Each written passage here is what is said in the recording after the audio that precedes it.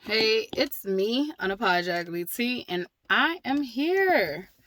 So today I wanted to talk about boundaries. Probably not one of not my last video. I think my birthday stuff is uploading.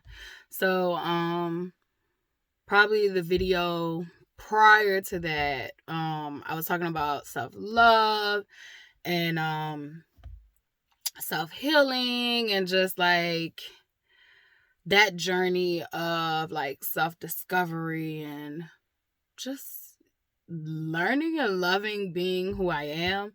I feel like every day is, a new day, and I'm learning how to go with the ebbs and flows of life and just keep being me.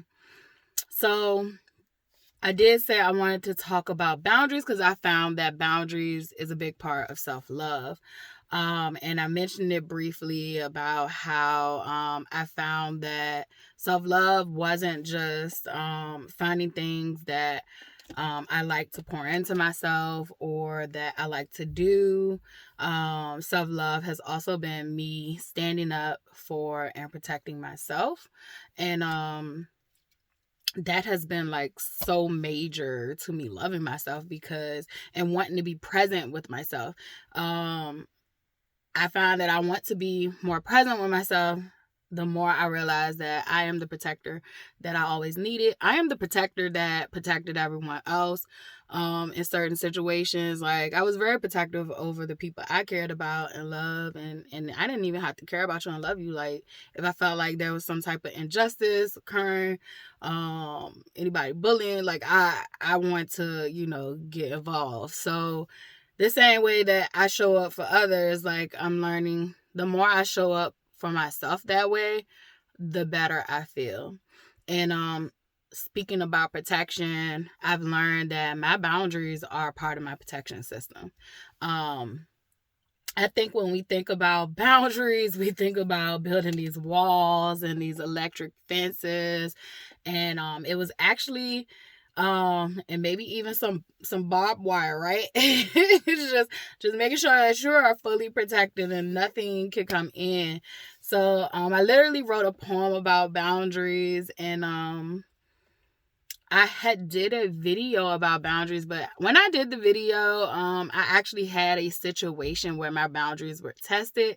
And when I did the video, as you know, like the raw emotions, I wasn't really angry, but I was a little upset. So like, no, I wasn't like the raw cussing people out, but I was a little upset, and I felt like I wanted to do the video at a cooler temperature. And so it wasn't like I was like I said, it wasn't like I was like in my other videos where like you can literally tell like there is some animosity. This was more like irritation. It was like more like I was irritated while doing the video, but I would like to do the video, redo it while my head is much more cooler, calmer, and I've been able to process what happened more clear and give an example of those boundaries and how you set them. So boundaries.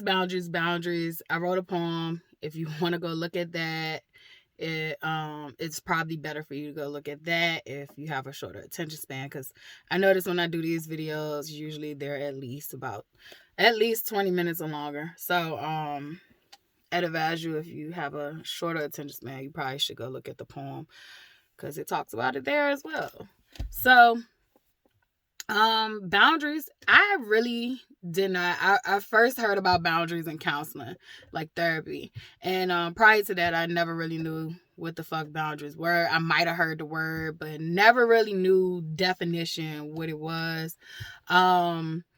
Even in counseling, like therapy, like I still didn't really understand what a boundary was. Like I knew how to set a boundary, and then I would still say I really didn't know how to set a boundary.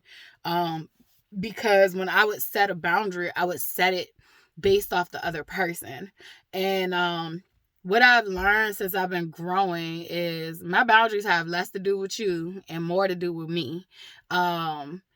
yeah, my boundary is about me. My boundary is my policy. My boundary is my guidelines of what's going to occur over here.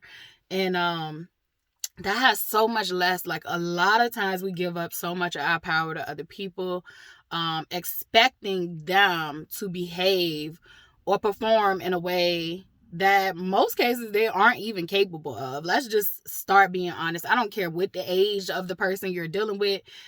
There are a lot of grown-ups who are little hurt kids in adult bodies, and they really don't have the capability to show up mature, and not just show up, but to actually do the hard work and be their best version of themselves.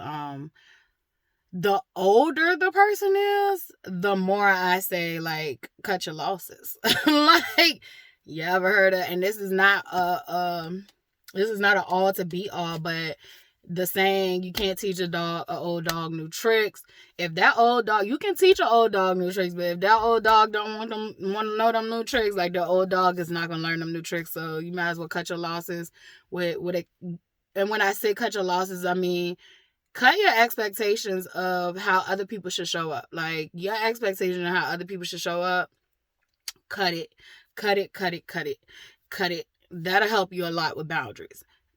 Boundaries, for me, I view them as my guidelines, my policies of how this entity, this body, this being will be responding to people, how this being will, who this being, this entity. And if I look at myself, like, if I want to explain it a little bit deeper, like, this sovereign person. I am a sovereign person, regardless of what society wants to label us as or how they want to enslave us. I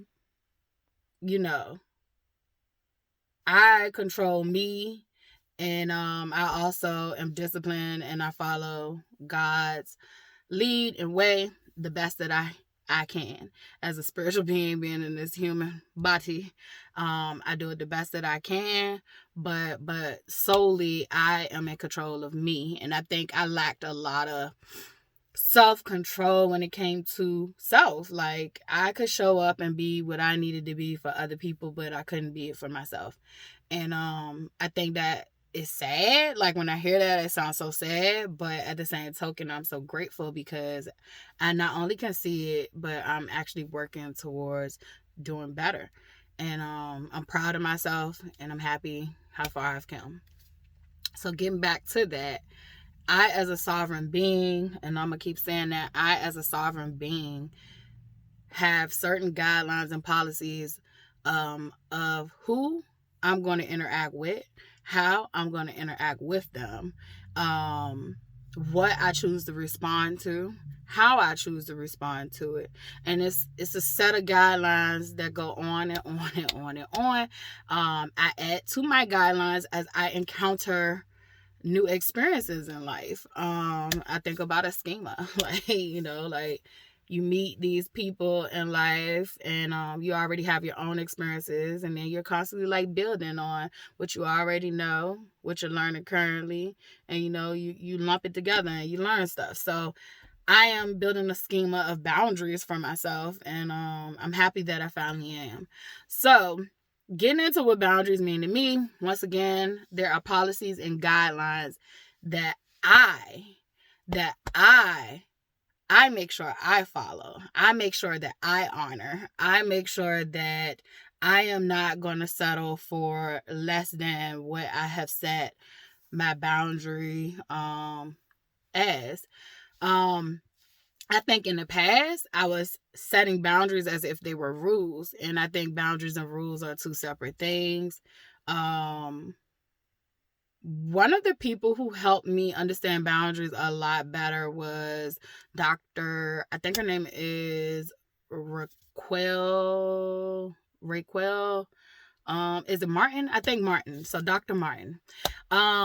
She's on Instagram, and I'm pretty sure she got some other platforms, but I know she's on Instagram. But yeah, she explained it so wonderful. And like, I was literally setting my boundaries as rules. So for an example, I was looking at boundaries like, I don't like when you yell at me. So if you yell at me, I am going to do da da da da da. That is a rule. So you're setting a rule, don't yell at me. That's a rule. Don't yell at me. And then you're setting up a consequence. If you yell at me, these are the consequences.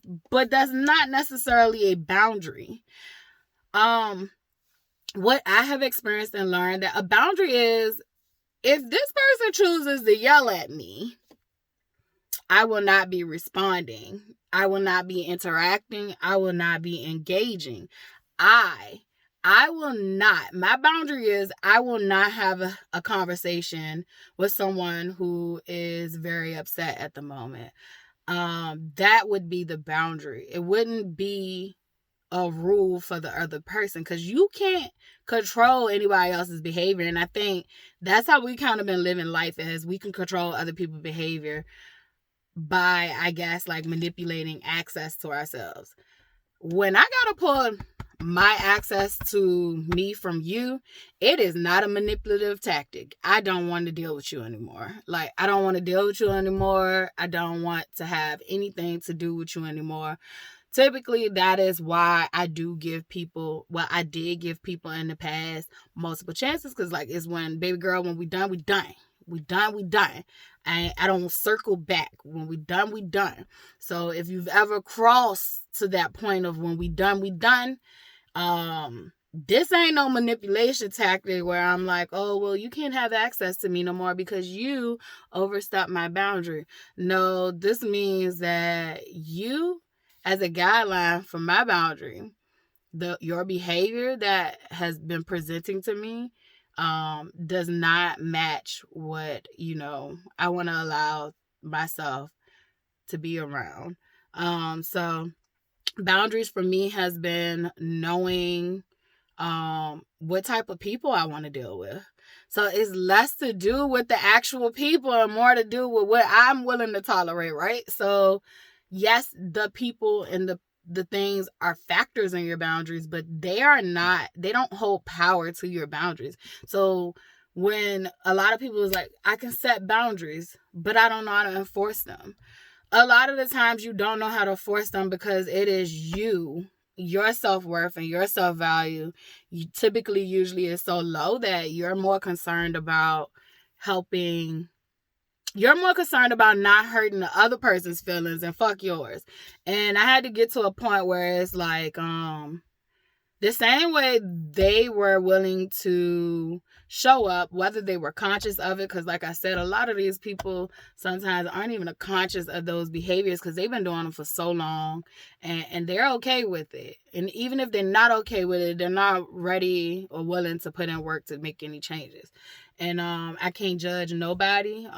Everybody has their own journey and their own paths, and all we can do is pray and hope to God that people start to, want to work on themselves and see themselves and try to heal traumas, no matter who fault it was. Because that's another thing. Like, yes, the trauma that happened to you definitely as a child or period. Like, even as an adult, sometimes things happen that literally is traumatizing and out of our control. So yes, that doesn't have to be your fault. It's not your fault what happened to you, but it is damn sure your responsibility to put in the work and to heal yourself so that you don't go bumping around in life causing trauma for other people. And a lot of times people are just unconsciously doing these things, and it is less about you than it is it is less about them far as boundary settings than it is about you. So setting a boundary is easy. Setting a boundary is easy. Enforcing the boundary is up to you. And I'm going to give examples because I don't know if verbally I'm explaining this correctly. So maybe I can paint a picture with examples and scenarios. So one of the scenarios that I came across was it was actually with my mother. So if you've been following this channel, none of the parental figures were parenting. And I would say my mom did show up as a parent in some parts, but I definitely like account to she was born in the 50s, and a lot of shit happened to her that I don't even think she has memory or want to remember.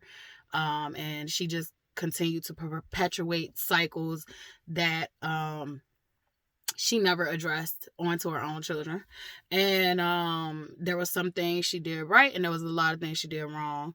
And for years, I always put on a pedestal about the things she did right, and I never called out the things that she did wrong like I should have. Most of the time when I would call her out, it came from a place of anger. And the reason it comes from a place of anger because she typically get defensive, and then I get defensive, and then you just got two people with their guards up trying to have a conversation. Now I don't need to have any conversation. Although like I knew her whole life story since I was a fucking little kid. So and like I said, there's definitely parts missing that I don't think she even has access to remembering because they were so damaging. And but just because I can understand that she had a hard life doesn't mean I have to excuse her abuse. And so that's where I'm at, and I no longer yearn for or want to have this relationship that clearly isn't going to happen. I no longer, want to do the toxic dance with her of, one moment we're cool and the next moment it's, toxic shit at the toxic shit at the toxic shit at the toxic shit. So what I started to notice was my mom feeds off of negative energy, and she likes to like, she's covert narcissist. She likes to pick, but she will do it in a way where like the average person won't even pick up on that they're being slighted. But because I've lived with her, I literally know her every move. I know how she is and all that stuff. So I've literally have been, instead of reacting from a place of emotion, I have been looking at her as a person. So I don't have this emotional attachment that, this is my mother. Yes, of course, by title, she gave birth to me. But I have been looking at her as who she really is. And she is a hurt little girl in a 70-something-year-old woman's body. I would say don't be fooled by the age or the arrested development. Dangerous little person. But what I have been doing is I learned that, she feeds off negative energy. So it doesn't matter what energy source she's getting, but she prefers negative energy. And she actually doesn't really care for positive energy unless it is something that is going to be, I feel like praise, or even like her children doing well and other people seeing it. I think other people acknowledging, like, she don't really care if it's just something that like, if it's something amazing that her kids is doing, but it's not like socially acceptable, it's like she's not gonna value it as amazing. She's gonna look at it like, that's your little thing. But like, if society recognizes that sad thing as something amazing, she does thrive off of positive energy in that way.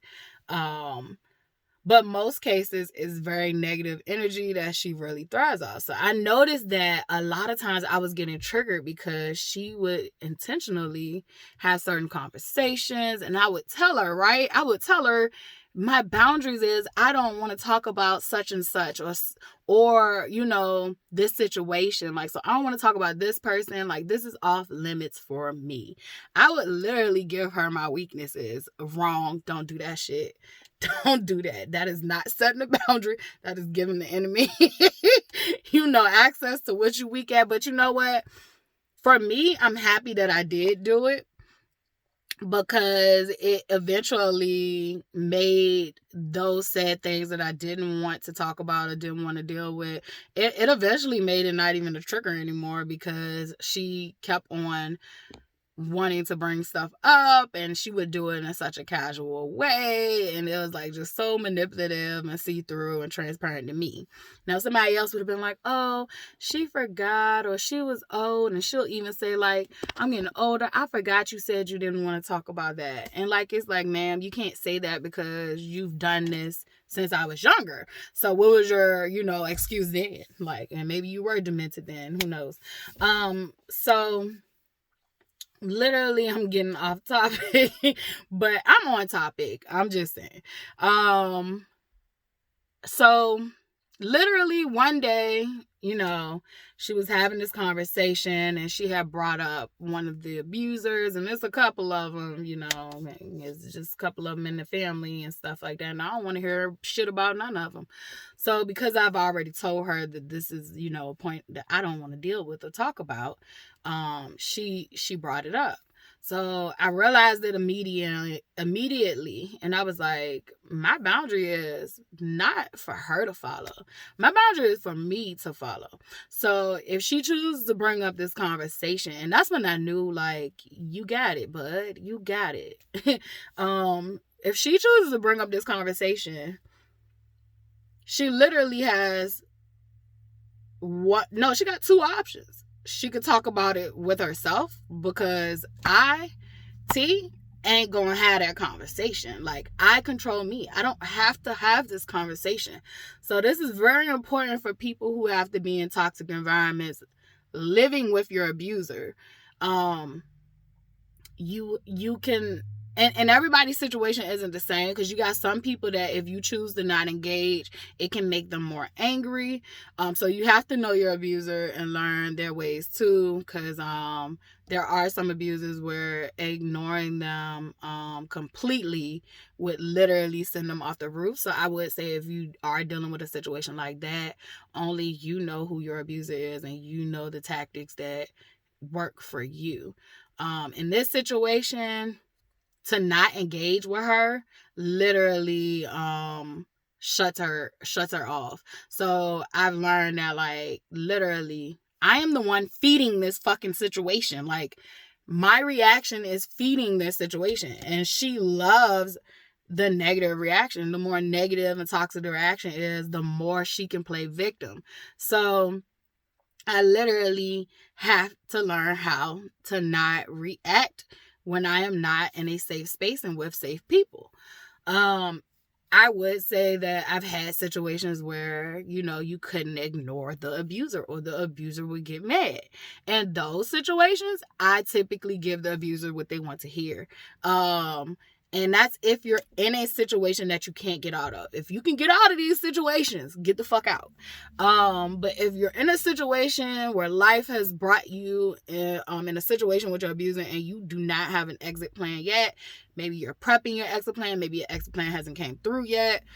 If you have one that feeds off and will get, upset or make things worse if you ignore them, don't completely ignore them. Tell them what they want to hear. In those cases, I've had to do that. And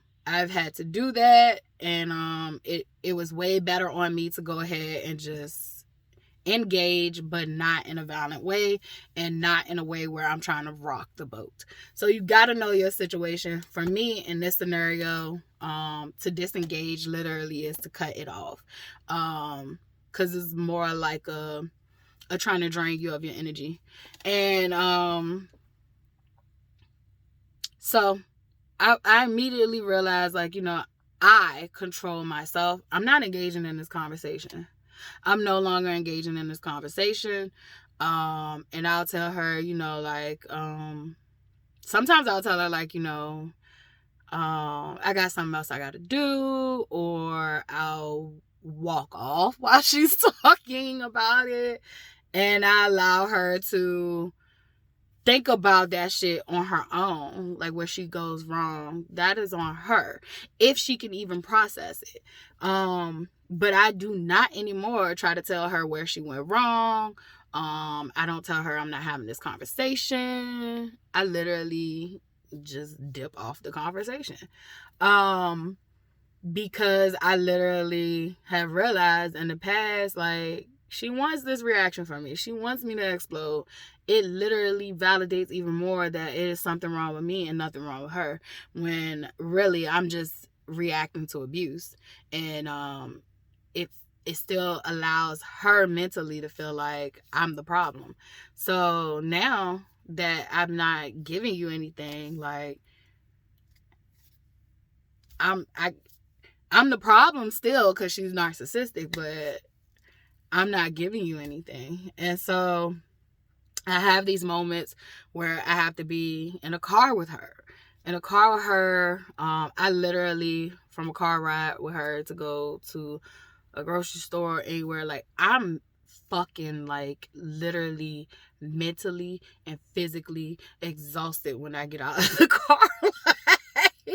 Because I'm stuck with her in the car. And I'm new to this, right? I'm new to not reacting, so I'm taking all my energy trying to shield myself from all the shit that she's throwing at me while we're stuck in the car.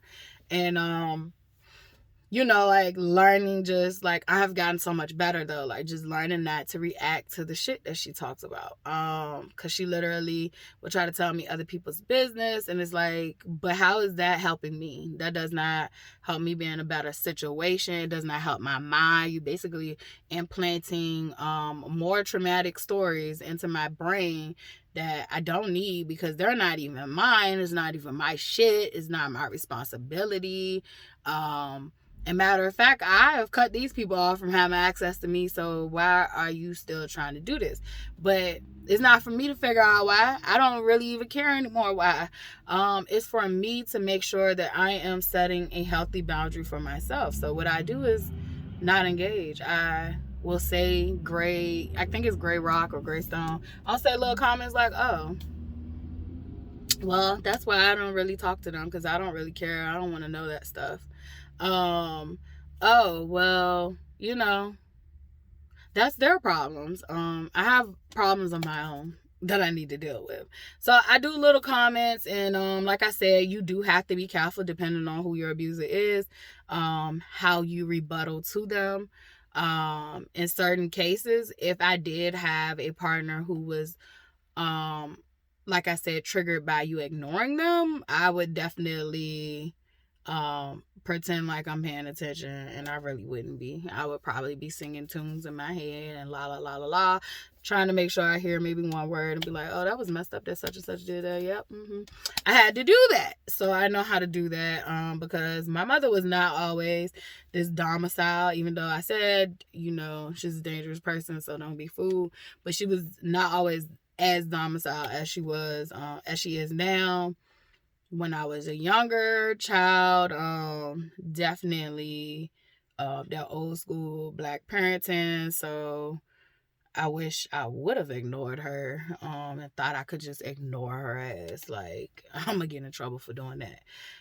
So that wasn't gonna cut it. But now I'm grown, and the same respect you want to receive, you're gonna have to give. And if you can't respect that, I don't want to be your motherfucking gossip girl, that I don't want to be in low vibrational conversations, because I have my own fucking low vibrations that I'm trying to uplift and merge with myself so that we can work together. Because I don't think that, I think the way that we kind of looking at healing is that we have to, like, get rid of our lower parts, and, like, not all our lower parts need to be gotten rid of. Most things serve a purpose. Not everything, because like I said, guilt and shame, I don't know what you're doing, but you're not helping. But a lot of things, like, a lot of people tell you have to kill ego. For me, I've learned that I don't have to kill ego. What I had to learn is how to heal ego. Ego is needed if over here. Ego is needed over here because I am in this 3D world. Now, I don't think, spiritually and beyond, like, ego is needed, but I think on this earthly realm, ego is needed. And the problem with ego is that a lot of our egos are damaged, inflated. Some are imploded. It's just too much. And I think that we have to get to a point where we heal ego. And a lot of people look at it like the three. You got the ego. What is it? Super ego and the id. I just look at it like ego. Like, just heal your ego. That way, no one else will be able to damage your ego. No one else will be able to, do these things to your ego and make your ego act out in certain ways.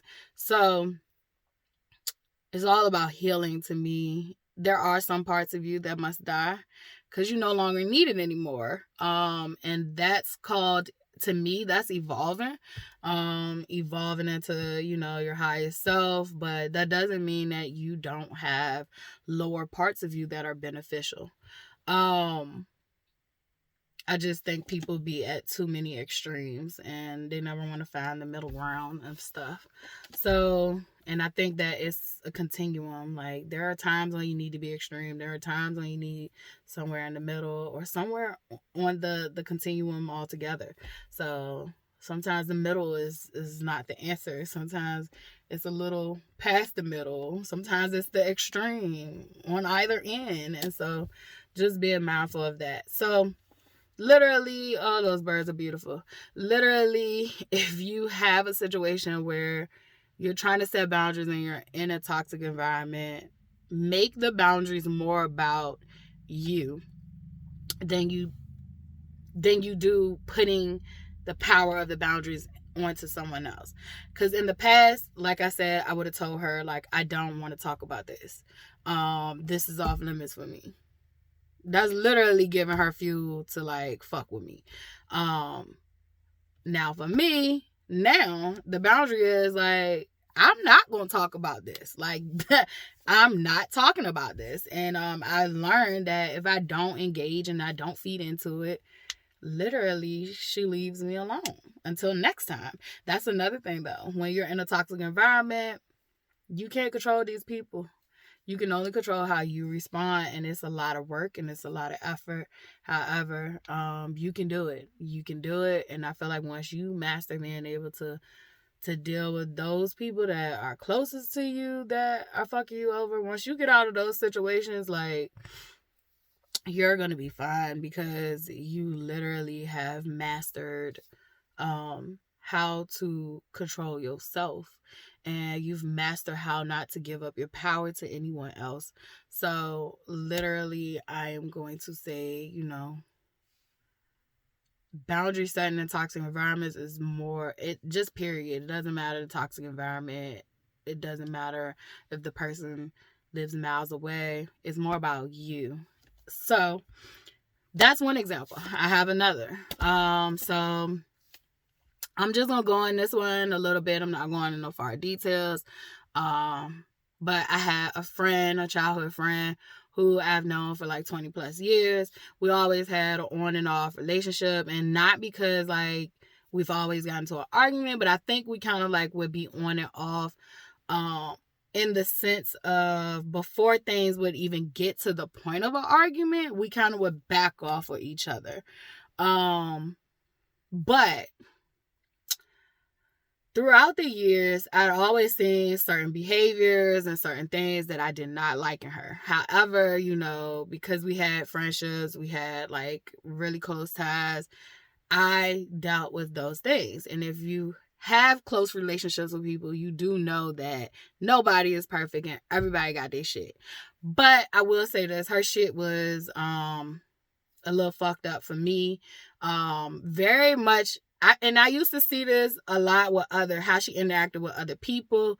And I last year started to see it come back on me. And it's like, oh, it didn't just start with you. Like, this shit been happening for a very fucking long time. Then I started to see like, oh, she's very manipulative. Once again, another person that I was trying to set boundaries with and let them know, like, I noticed that like when I lost my partner, like she was going through, a breakup as well. Well, not as well. She was going through a breakup, and I had actually lost my partner, but I think before I lost him, she was going through a breakup, and I was going through the separation with him. So I look at that like as trauma bonding. And so literally I was going through these griefs, and like I said, when I was grieving my partner, and which I still do grieve him, it's only been a year. So when I was going through it though, like, this shit was raw, and it was just fresh, and it was new. And not only was I grieving him, I would have moments where I'm grieving my brother who had, overdosed, and that was traumatic. I'm grieving, siblings and my uncle and my grandma, and I'm just grieving my dog. I'm grieving all this shit, but I don't know how to even verbalize this. But I'm very good at verbalizing I'm grieving him. So I made it very clear I was grieving him. And there were a couple of times where, I felt like she was draining me or using me in certain senses. I can't explain them, but to just keep things not messy, I just want to keep the situation. I want to paint a picture of this is how I felt. And this is how it felt to me. But that's why I don't want to go into too many details about the situation, because I don't even want to breathe life into stirring up those evil spirits on that end. So literally I verbalized to her twice that I felt like it was too much. Like I'm not used to having everyday conversations with people. I'm used to my friendships, and I got some really long-term friendships. I'm used to those friendships being, we catch up when we catch up. It's never been like, hey girl, every day, or hey my nigga, like every day, because I got male friends too. But it's never been that, because we all had our own, shit. Like, everybody going to work, everybody got the kids. Not everybody got the kids, but everybody living their life. And so, it wasn't like high school. Like, high school, we saw each other every day. We talked to each other every day. And even then, like, once again, most of me and my friends, we had jobs. So, like, the ones that I saw every day were, like, close proximity to me. And, so, but it was never any love lost if we did not talk. It was like, when we catch up, we catch up. And so with her, we never had like that everyday friendship and all that stuff, except for when we were really younger. And I noticed that she was like attaching herself to me, and it was like every day she was calling, but every day it was something. And it's like, but I got something going on over here, and not only do I got something going on over here, I'm alone. I don't have nobody. Like, you got your mom, you got cousins, you got other friends. Like, my friends, they were all like, didn't have access because they work, like, they're into different stuff. So, like, nobody could come over there and sit and hold my hand. I didn't have a friend I could call every day and just be like, I'm sad, I'm hurting, doing this and doing that, without me feeling like I'm being a burden on you because you already working 12-hour shifts, or you already, back and forth, whatever your situation is.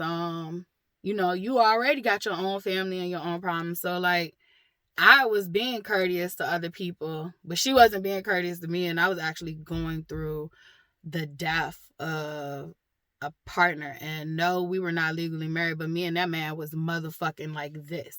You saw him, you saw me, until we separated. To the day we separated, that is the day that, we started to part then. And even then, we were still fucking tied to each other.